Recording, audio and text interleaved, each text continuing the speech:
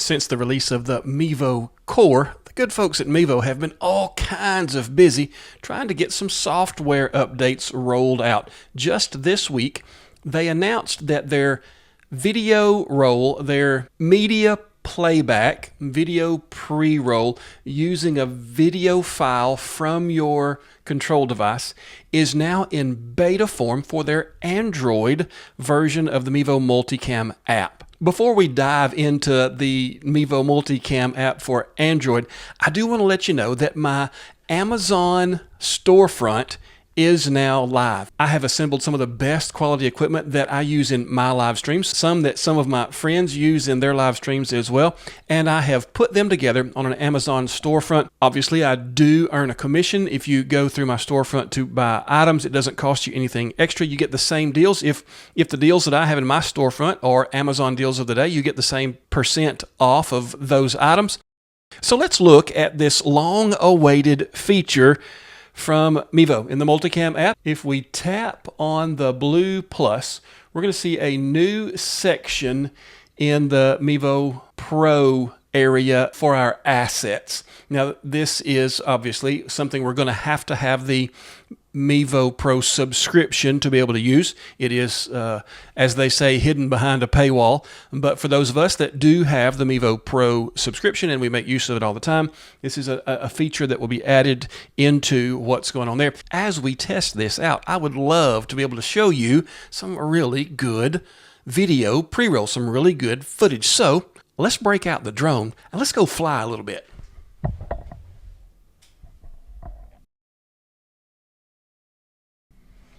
Whew, okay, now that we have some really good footage for us to look at, let's go into the Mevo Multicam app and see what it takes to add media to our streams. Hit the blue plus, hit the media button, and I can either choose the plus button here or the add media button here, and it will result in basically the same thing on this first video. So I have loaded this little flight video here, and it's going to allow me to bring it in as an asset. It is not in the overlays tab, it is in the assets tab. And that's something that folks need to get used to. When we do a picture, we do over the shoulder, a full screen overlay of a graphic, it is in the overlays section. However, we want to make sure we go into or stay in the assets section to see anything that we bring in that's video. So here's the file that would be playing here. We'll size this up a little bit so you can see it. It was just me out tooling around this afternoon, flying a little bit. It is an MP4 file. The recommendation from Mevo on these video files for now is if you're going to be using it in the Android Mevo Multicam app, it needs to be MP4 AAC audio. I think they've recommended 10 megabits per second in the quality. When the iOS version drops, they're going to recommend an MOV file, also AAC audio, and I think also 10 megabits per second. And so I tried to load an MOV file in the Mevo Multicam Android app. It did allow me to load it. It would not play it though. So I was able to put it in, but I was unable to get it to actually play. All right, so that's going to continue to play. We're going to click off of it. And let's look again at what it takes to build these video files. It allows us to do video playlists. That's what I'm trying to get to. So I'm going to edit this media, and I'm going to add media to it. And we're going to go into a different section here. Videos, let's go videos, movies maybe? No, that's where we were. Videos. I know I have something in the folder here. Here's a little bit of football that goes into the playlist now. Continue to add media, and we'll go over to Mevo. There's a really short baseball clip that we can use as well.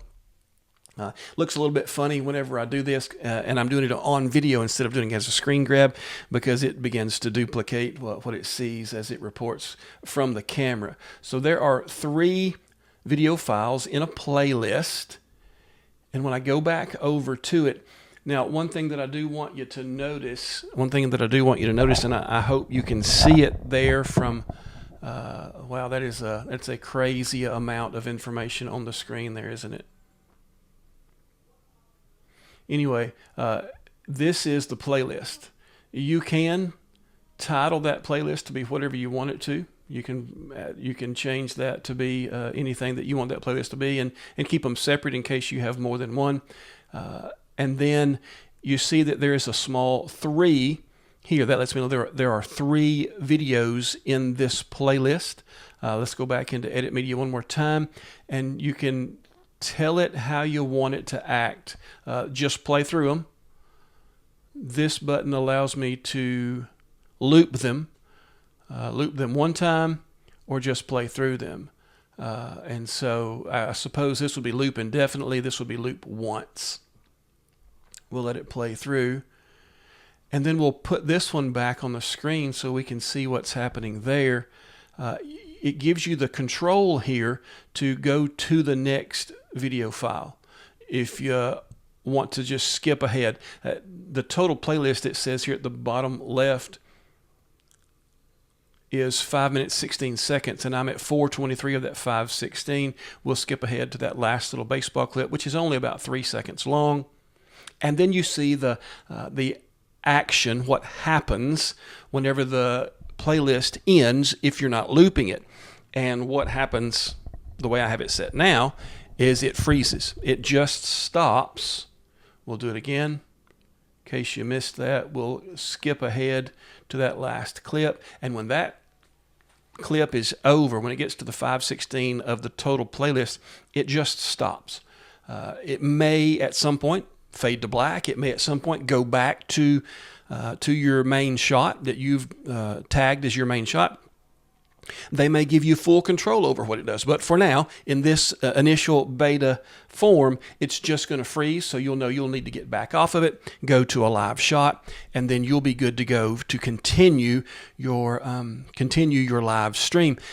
The great thing about being able to bring some pre-roll into your live streams, some video footage, is it just adds so much more of a professional look to the things that we try to put in front of people.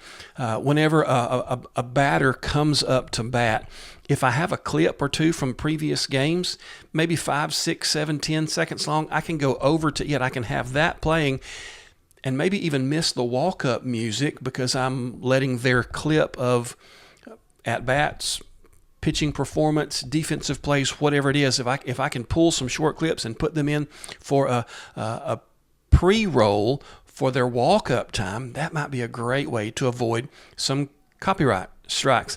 It also is wonderful for advertisements, for our sponsorships that we have on some of our baseball streams.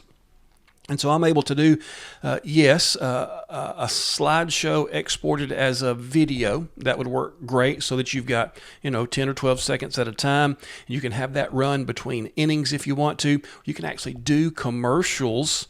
If you want to go to that kind of that kind of effort, you could do commercials for whoever is sponsoring.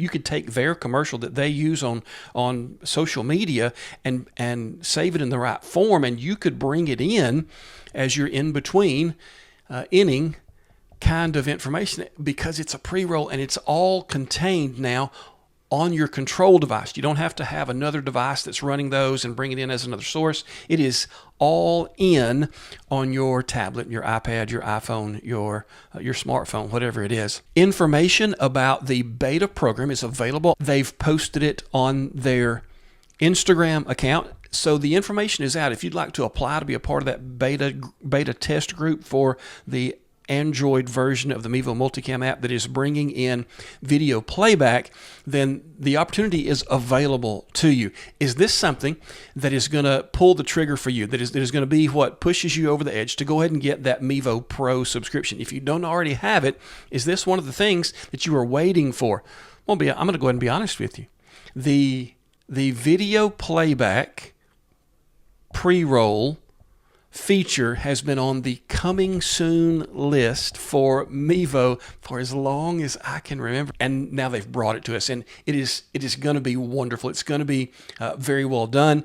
This is a beta version of it, and I've yet to find a glitch.